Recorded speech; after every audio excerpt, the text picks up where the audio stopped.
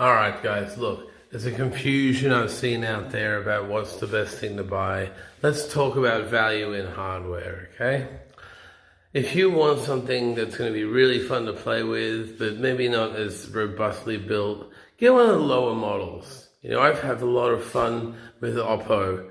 Nothing phones, almost as good if not better than anything else on the market.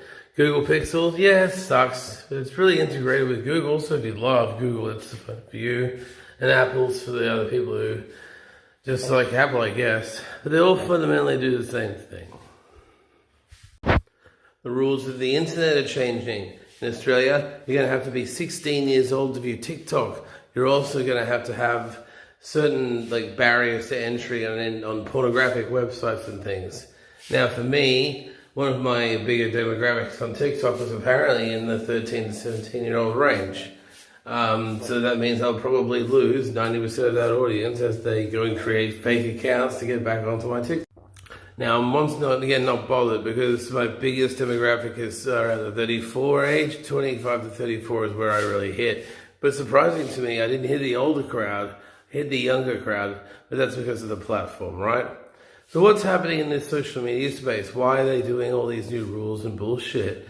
You know, why is TikTok making it so hard to monetize now? Because TikTok's now past the growth stage. They're in a phase now where they can afford to make you pay to get someone to like you.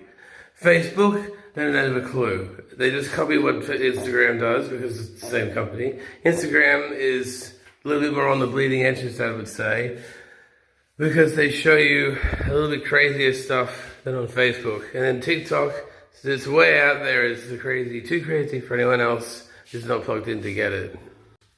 So why the differences? Why are they charging like this? Well, look, they'd rather have a guaranteed few months of income off you at a steady rate and hope you forget about it while they work on something better.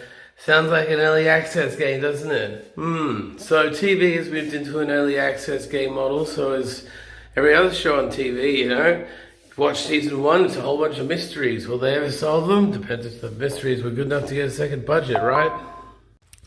And we still live in a world where somebody who lives in Romania gets a different price to Bolivia, gets a different price to Australia. This is a digital product. There's no local cost in sending it to me. That's what a tax is all about. So guys, we need to start being more aware of how they're exactly shoving the unlubricated finger up our ass. Make sure you do the come here motion. That's it. Thank you. Bye-bye.